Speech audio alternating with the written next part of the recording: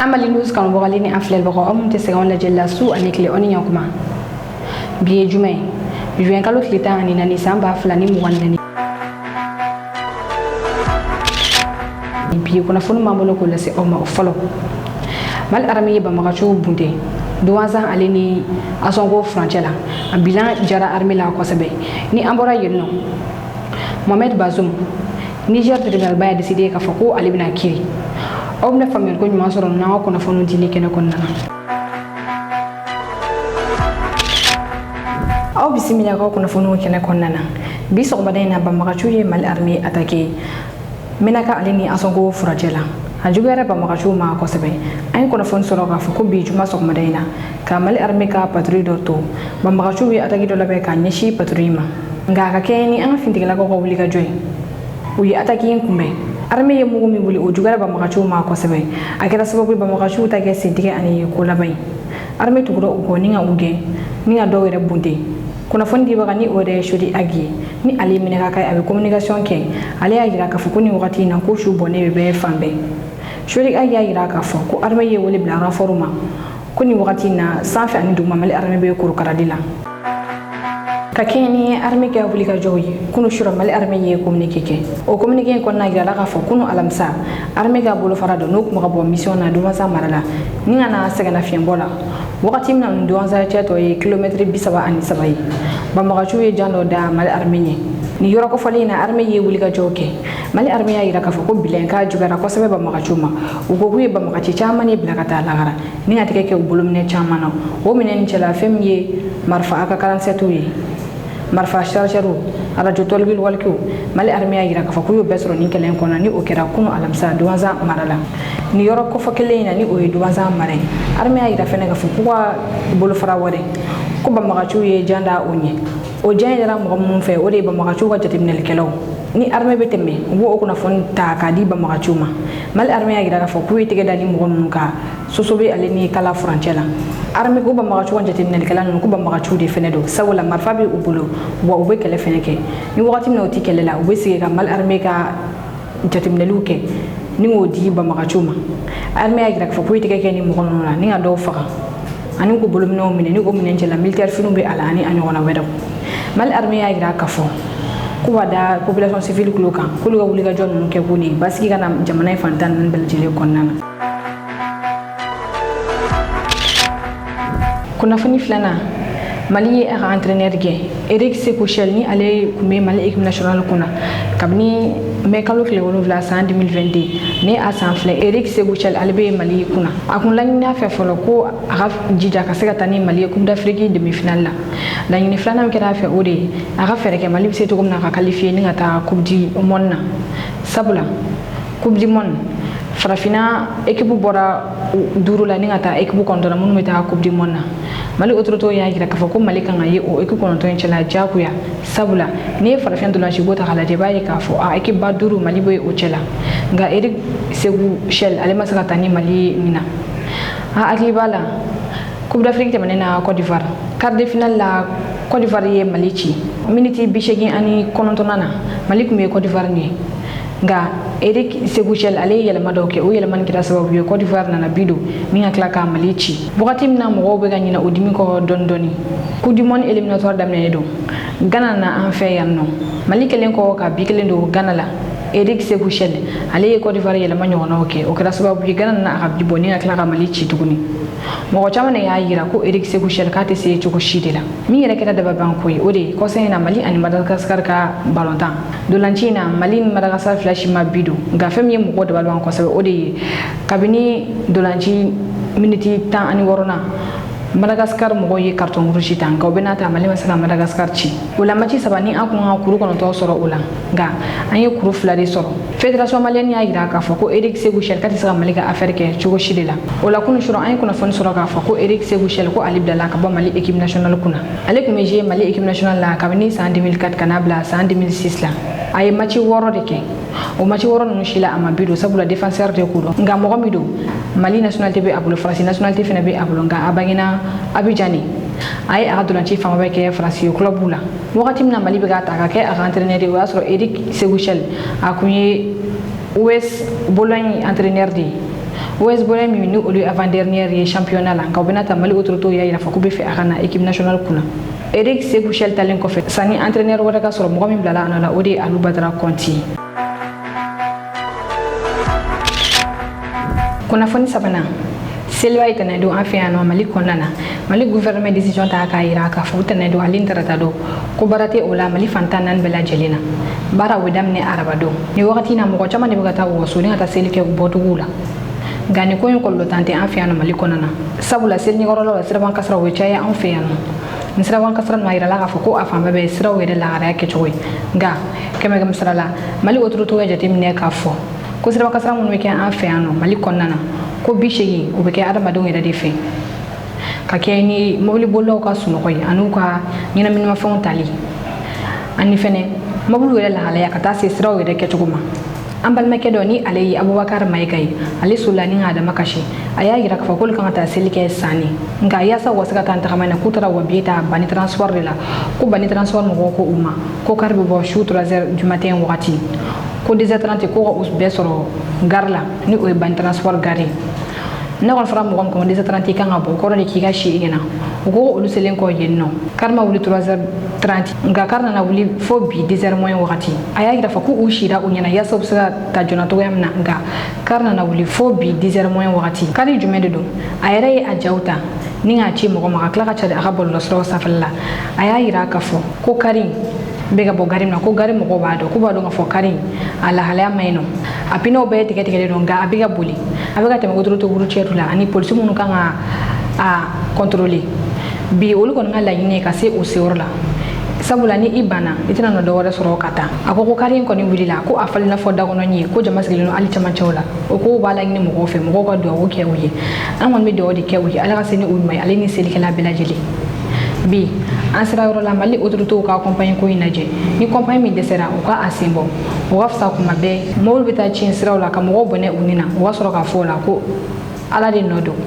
wakati no buka mo ka wardu ate fo yino ko ala de nodo ga o mobulu labo molu te choko ya wula ka onu bla sira sa filala asira wakati la bi o ka dabla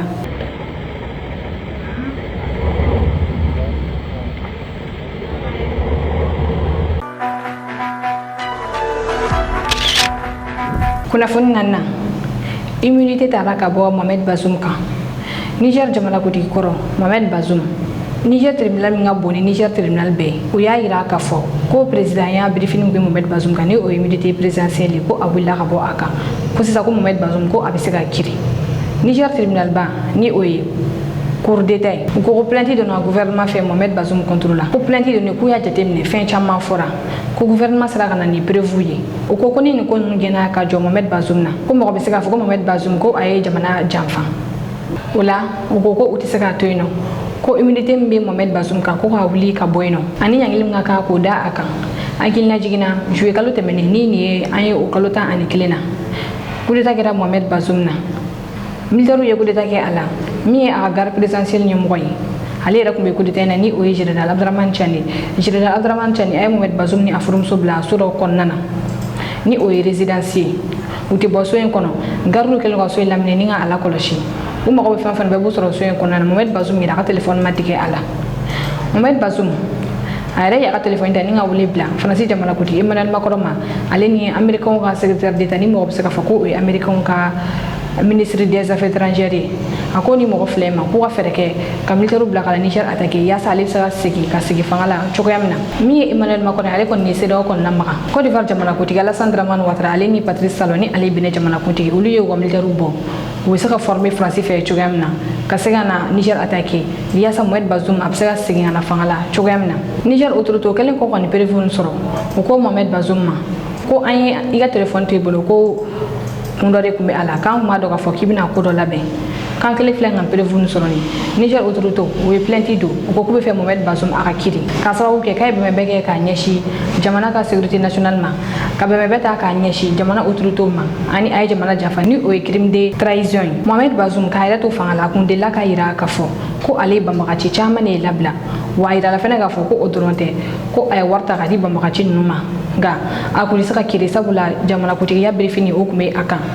bi Niger cour d'état oye o briefing ta ka bo akan min ye Mohamed Bazoum yɛrɛ ka avocat ye ni olu cɛla fɛn min ye maître Ould Salem ye ni ale ye Mauritanie ye a kumana avocat ninnu tɔgɔ la a y'a yira k'a fɔ ko nin décision min talen filɛ nin ye ko nin bɛ Niger démocratie de don galama la ko u bɛ ka fɛn min kɛ nin ye ko sini ko a kɔlɔlɔ tan tɛ Niger kan sabula jamanakuntigi ye ko kalafili ma kɛ ka bɔ fanga la nka ko militaire de coup d'état kɛ ka bɔ fanga la. Kunnafoni duurunan ji ye tiɲɛni kɛ Abidjan ka taa kunun wula ka taa bila kunun suro la sanjiba de nana Abidjan sanji kɛra sababu ye ni ka mɔgɔ caman bolominɛw tiɲɛ ni wagati in na an ye kibaruya sɔrɔ k'a fɔ ko mɔgɔ 5 olu tora nin sanji kasara in na min ye étage dɔ ye ni ale bɛ Adjamé mairie kɔfɛla la bi sɔgɔmada in na ale bɔra ka bin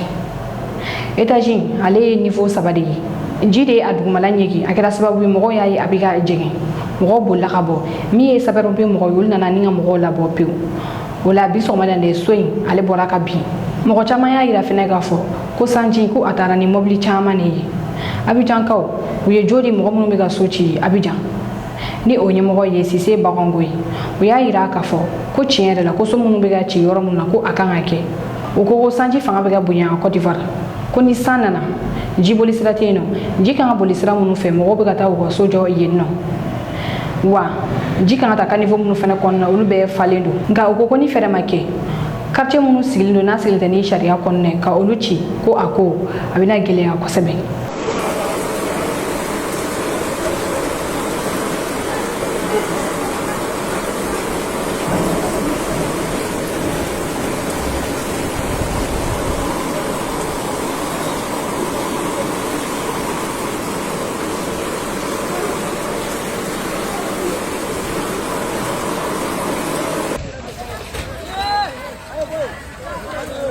C'est en train de descendre. Oh! Oh!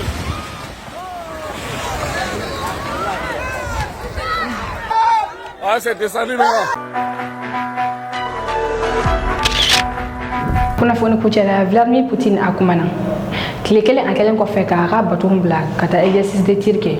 ni o ye tir nucléaire ye ka taa o kɛ k'i b'a dugukolo sanfɛla la ni kilomɛtiri 100 bɛ o ni Amérique ɲɔgɔn cɛ Russie jamanakuntigi Vladimir Poutine bi sɔgɔmada in na a kumana a ka ministère des affaires étrangères baarakɛlaw ɲɛkɔrɔ Sergei Lavrov ani a ka ambassadeur bɛɛ faralen ɲɔgɔn kan Vladimir Poutine a kumana Russie ka tagabolo bɛna kɛ mun ye san nata kɔnɔna na a kumana o kan Vladimir Poutine y'a yira k'a fɔ ko bi ni ye Occident jamanaw ta k'a lajɛ ni o ye farajɛ jamanaw ye ko jamanaya min bɛ u la o jamanaya in sera yɔrɔ la bi an sera wagati la seginkɔ tɛ a la o kɔrɔ b'a yira k'a fɔ ko tiɲɛni o de ka so sisan Vladimir Poutine y'a yira k'a fɔ k'u ɲɛ t'a la k'a fɔ ko bombe nucléaire min bɛ Russie bolo o ka ca ka tɛmɛ diɲɛ jamana bɛɛ kelen-kelenna ta faralen ɲɔgɔn kan k'u ka tila k'u kulonkɛ o jamana sugu la a ko k'o kɔrɔ b'a yira k'a fɔ ko tasuma min mɛnɛ tasuma in tagara k'u bolo da Russie jamanakuntigi a y'a yira fɛnɛ k'a fɔ ko ale proposition fɛn o fɛn kɛ yaasa Ukraine kɛlɛ bɛ se ka ban cogoya min na ko farajɛ jamanaw ma sɔn o si ma ko fo n'u yɛrɛ sagona wagati sera a ko o la ko fɛɛrɛ wɛrɛ tɛ ale bolo k'u ka taa ni kɛlɛ in ye aw ni nin an ka jan ta Vladimir Poutine a ye kuma fɔ ka ministère des affaires étrangères baarakɛlaw ɲɛkɔrɔ an ko kuma lamɛn ɲɔgɔn fɛ ka bi kunnafoni kucɛ. Les pays occidentaux guidés par les États-Unis ont pensé qu'ils avaient remporté la victoire dans la guerre froide et ils ont décidé de construire eux-mêmes le monde et l'ordre mondial. Ce qui a résulté en projet l'expansion de l'OTAN et qui n'est pas limitée au niveau des territoires et au niveau du temps, sauf qu'il y avait beaucoup d'autres idées pour assurer la sécurité en Europe. Malgré toutes nos questions, ils nous ont toujours répondu par des prétextes comme quoi personne ne veut attaquer la Russie et par contre l'expansion de l'OTAN ne se fait pas contre la Russie et toutes les promesses qu'ils ont données à l'Union soviétique et après à la Russie à la fin de 1980 au début 1990 de ne pas inclure de nouveaux adhérents à l'Alliance ont été bien oubliés. Et même s'ils se les rappellent juste avec une rire, ils ont dit que ces promesses ont été orales et n'étaient pas obligeantes. Et déjà, dans les années 1990, nous avons déjà sensibilisé sur l'approche erronée des élites occidentales et nous avons tout simplement critiqué, mais nous avons proposé des solutions concrètes et constructives pour que tout le monde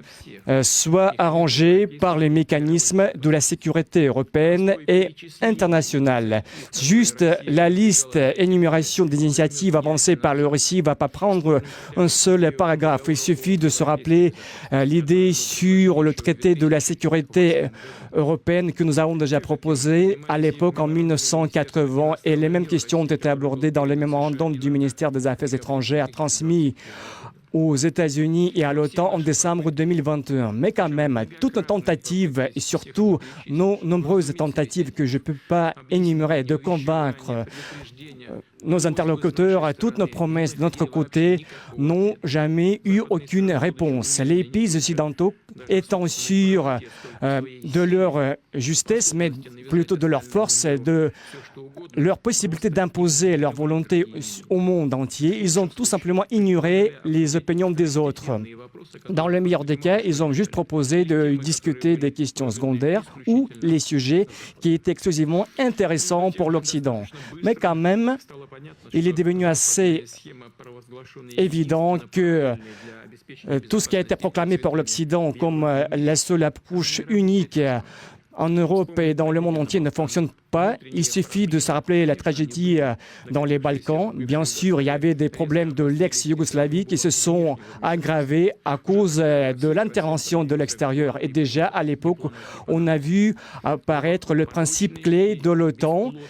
Ça veut dire qu'il n'est pas fructueux, surtout dans le cadre des conflits. C'est juste d'accuser l'une des parties de tous les péchés et de la presser par la force politique, médiatique, par les restrictions et les sanctions. Et par la suite, les mêmes approches ont été utilisées dans différents coins du monde entier, ce que nous connaissons en Irak, en Syrie, en Libye, en Afghanistan. Et ces tentatives n'ont jamais apporté rien, sauf aggraver les problèmes existants, les destins cassés des millions de gens, la destruction des États, l'élargissement des foyers, des crises humanitaires, des enclaves terroristes. En fait, aucun pays n'est pas assuré de ne pas être inclus dans cette triste liste. Actuellement, l'Occident essaye de s'ingérer dans les affaires du Proche-Orient. Et en résultat, le résultat est évident, clair pour tout le monde entier. Dans le Caucase du Sud, en Asie centrale, et il y a deux ans, au cours du sommet de l'OTAN à Madrid, ils ont déclaré que l'OTAN va s'occuper des questions de la sécurité, non seulement dans le domaine eurasiatique, mais aussi dans l'Asie-Pacifique. Il est évident que derrière, il y a des tentatives d'augmenter la pression sur les pays de cette région qu'ils ont essayé d'endiguer. Et l'un des premiers pays qui se trouve dans cette liste à presser, c'est la Russie, c'est notre pays. En fait, c'est Washington qui a sapé la sécurité globale quand il s'est retiré du traité l'INF en ce qui concerne le ciel vert. Et en commun avec leurs satellites otaniens, ils ont détruit un système qui s'est installé pendant plusieurs décennies qui garantissait la sécurité en Europe. Et finalement, l'égoïsme et l'arrogance des États occidentaux ont résultat à une donne extrêmement dangereuse. Nous sommes vraiment très proches du point de non-retour et les tentatives de porter la défaite stratégique à la Russie qui a des arsenaux, des armes stratégiques montrent vraiment une approche insérieuse des hommes politiques occidentaux parce qu'ils sont vraiment ils sont sûrs de leur exclusivité, la confiance en leur force. Et le premier et le deuxième peut en résulter en tragédie. Il est évident que nous témoignons l'échec du système de la sécurité euro-atlantique parce qu'en fait, il n'existe plus. Il faut la créer à partir de zéro et ça exige de notre part, avec tous nos partenaires, avec tous les pays intéressés qui sont nombreux, de préparer nos propres hypothèses pour garantir la sécurité en Eurasie et proposer ces solutions pour une discussion globale. Et ce que j'ai demandé dans mon discours à l'Assemblée fédérale pour que, dans les plus brefs délais, nous pourrions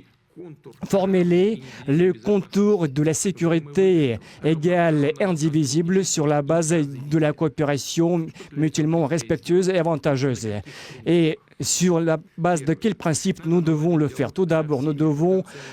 favoriser le dialogue avec tous les participants éventuels à cette sécurité. Et tout d'abord, je demande d'étudier cette question avec tous ceux qui sont ouverts pour la coopération avec la Russie. Pendant la visite en République populaire de Chine, nous avons discuté des problèmes avec le président de la République populaire de Chine, son Excellence Xi Jinping. Et la proposition russe ne contredit pas, mais complète plutôt les principes de l'initiative chinoise dans le domaine de la sécurité globale. noonu de kɛra an ka bi kunnafoni sɔrɔlen ye ko da kulo kan aw ni cɛw ka faamuyali ko ɲuman na k'an lajɛbaga bɛɛ lajɛlen fo kɛrɛnkɛrɛnnen na minnu bɛ k'an lajɛ ka bɔ Côte d'Ivoire aw ka mɛn wagati wɛrɛ aw minnu bɛ fɛ ka an ka kunnafoniw sɔrɔ sanga ani wagati aw ka groupe WhatsApp sanfɛla la aw bɛ se ka nin numéro kofɔli in wele ni o ye 91 21 41 40 84 o la condition fɛn fɛn b'a la yaasa aw bɛ se ka don an ka groupe WhatsApp la a b'o bɛɛ lajɛlen sɔrɔ nin numéro in fɛ